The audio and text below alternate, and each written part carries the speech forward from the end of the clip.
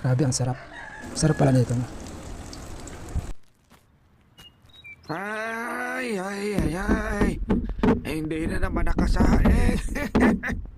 Ay, nalasing kasi si Toteng. Oh, Lolo Conor! Ano na po yan? Kawawa na si Tatang eh. Narinig ko pang nag-aangilan pa rin ang tatlo sa daan. Naiilang na lang ako pero hindi na nawala ang ngiti na dumiretso sa tindahan. Nakita ko na may mga gulay na paninda sa labas. Saka maraming luya. Naisipan ko munang bilan si Lola bago magtanong sa tindera.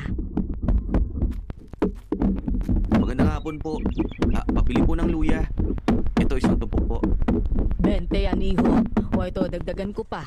Mukhang hindi kaya tataga rito ah. Saan bang punta mo?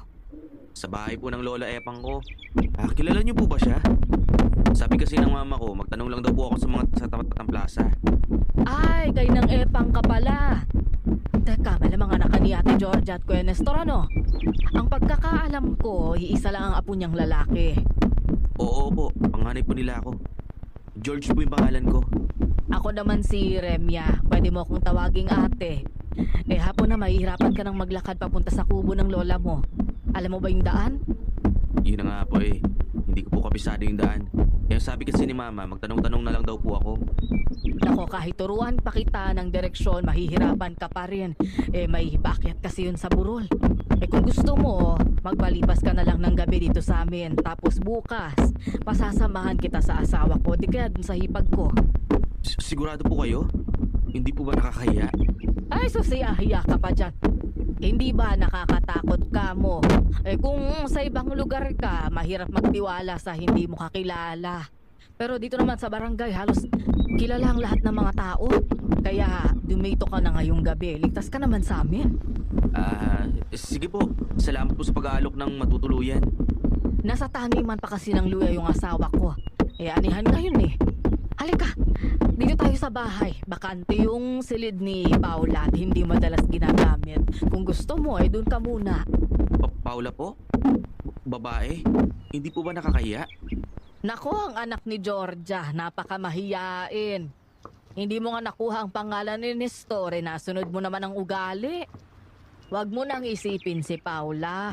Matikas pa sa'yo yun. Gustong-gusto ko na sanang itanong kung tomboy si Paula.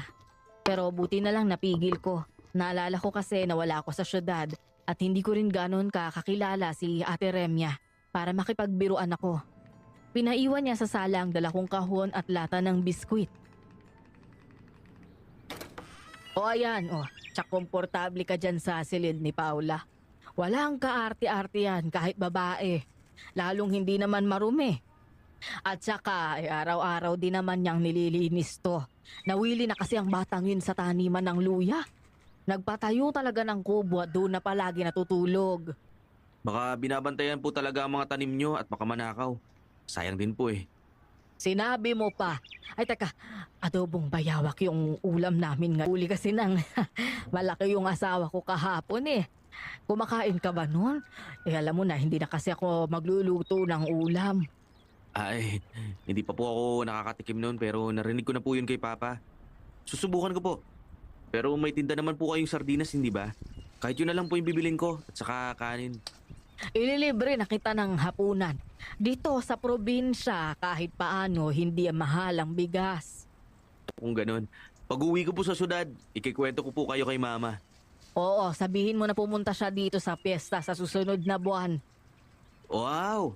Talaga? Fiesta na rin po sa susunod na buwan? Ako, matutuwa po yung bunso kong kapatid niyan. Nasa na piyesta sa probinsya. Ay, nako, umiyak na yung anak ko. Nagising na. Aasikasuhin ko muna, ha? Di siya dapat natutulog pagpahapon na. Kaya lang, hindi ko talaga mapigilan. Magpupuyat na naman ako nito mamaya.